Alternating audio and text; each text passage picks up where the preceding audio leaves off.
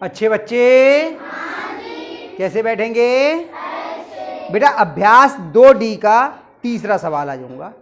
ठीक है, 117 को दो संख्याओं के गुणा के रूप में व्यक्त कीजिए जिनमें से एक संख्या 13 है। अब दो संख्याओं की गुणा के रूप में लिखना है हमें, कितने को? 117 को। संख्या है 117 और इसको हमें दो संख्याओं की गुणा के रूप में लिखना है। ध्यान कीजिए, तो हम यहां पर पहले देखें, अभी हम सीख के आए थे, जैसे हमने 12 को 4 से भाग किया तो कितना आता है? 3। 12 को 4 से भाग किया तो कितना आता है? 4 3 12। अगर हम इसे गुणा के रूप में लिखना चाहें तो 4 और 3 की गुणा के रूप में लिख सकते हैं ना। 4 गुणा 3 बराबर 12। यही तो है मतलब, यानी जो संख्या हमें है दी हुई, जो लानी है, दो संख्याओं के गुणा के रूप में लिखनी है, उनमें से किसी भी एक संख्या से अगर इसमें भाग दे दें तो दूसरी संख्या मिल जाती है हमें। यानी अगर 117 को हम 13 से भाग कर दें तो हमें दूसरी संख्या मिल जाएगी। 13 का पहाड़ा पढ़ो जरा, या 13 से भाग करो।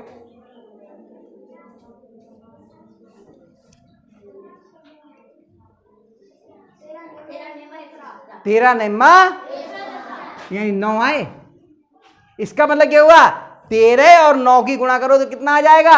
117। तो दो संख्याओं के गुणा के रूप में ही तो लिखना था, जिसमें से एक संख्या 13 थी। हो गया? इतना आसान सा सवाल था। ये कह रहे थे कि 117 को दो संख्याओं की गुणा के रूप में लिखो जिसमें एक संख्या 13 हो। तो हमने क्या किया? 13 से इसको भाग किया, जो दूसरी संख्या आई उसकी और 13 की गुणा करेंगे तो कितना आ जाएगा? 117। लिख गया। ठीक है, चलिए चौथा सवाल। वो कह रहे हैं कि क्या ऐसी कोई पूर्ण संख्या संभव है जिसको स्वयं से विभाजित करने पर उतना ही उत्तर आ जाए? तो किसी संख्या को जब खुद से विभाजित करते हैं तो कितना उत्तर आता है? उतना ही आता है। 5 को 5 से भाग करेंगे कितना आता है? अच्छा, 5 को 5 से भाग करेंगे कितना आया? कितना आया? 12 को 12 से भाग देंगे कितना आएगा?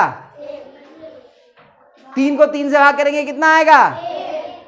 यानी किसी भी संख्या को जब स्वयं से भाग देते हैं तो उत्तर कितना आता है? तो क्या ऐसी कोई पूर्ण संख्या संभव है जिसको उसी से भाग करें तो उतना ही उत्तर आ जाए?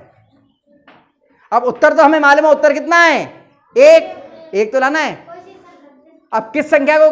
नहीं, तीनों संख्याएं एक ही होनी चाहिए। जिस संख्या को भाग करें उसी संख्या से भाग करें और उत्तर भी वही संख्या आ जाए।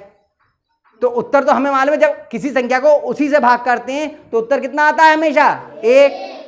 तो बाकी दोनों संख्याएं कितनी हो गई? 1 1 है ना। अगर 1 को 1 से भाग करेंगे तो उत्तर कितना आएगा? तो कह रहे किसी संख्या को उसी संख्या से भाग करें और उत्तर भी वही संख्या आ जाए। उत्तर भी वही, तो उत्तर तो हमेशा 1 आता है, ये हमें मालूम है कि किसी संख्या को जब खुद से भाग करेंगे तो उत्तर कितना आता है? 1। तो वो संख्याएं भी 1 1 ले लो।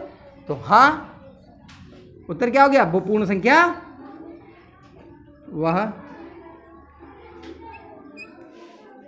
पूर्ण संख्या 1 है। वह पूर्ण संख्या 1 है। आई बात समझ में? नहीं आई? अरे सीधी सी बात है, जब किसी संख्या को उसी से भाग करते हैं तो उत्तर 1 आता है, हमेशा 1 उत्तर आता है।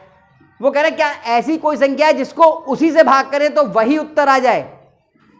तो उत्तर वही 1 ही तो हुआ। तीनों जगह पे एक ही नंबर तो कैसे कब हो सकता है? अदरवाइज तो दूसरे दो जगहों पर भाज्य भाजक अलग अलग होंगे, उत्तर 1 आएगा। अब हमने कहा जितना उत्तर है उतनी ही हुआ कि दोनों संख्याएं भी लिख दो।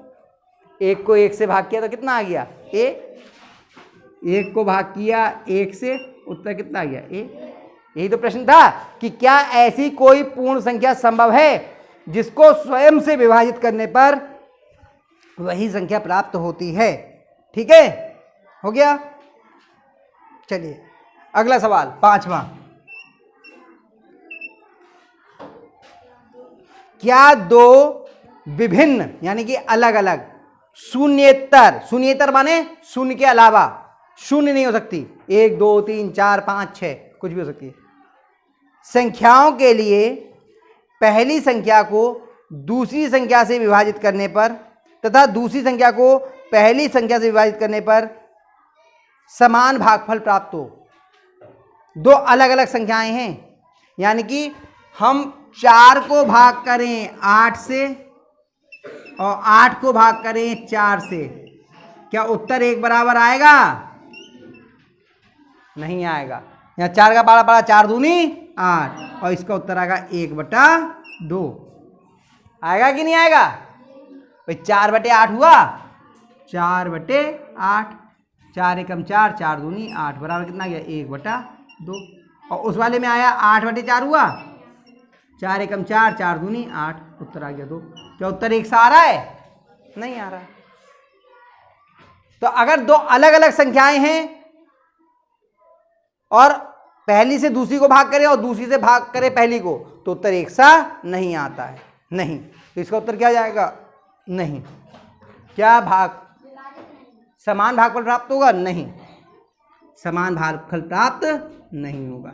ये इसका उत्तर हो गया। ठीक है, समझ में आ गया? ये समझने वाली चीजें हैं, गणित के मूल अवधारणाएं हैं। थोड़ा सा प्रयास करेंगे तो और समझ लेंगे। कल हम लोग फिर और तरह के सवाल करेंगे तो उससे और समझ में ये चीजें आ जाएंगी। ठीक है, उतार लीजिए फिर इसके लिए।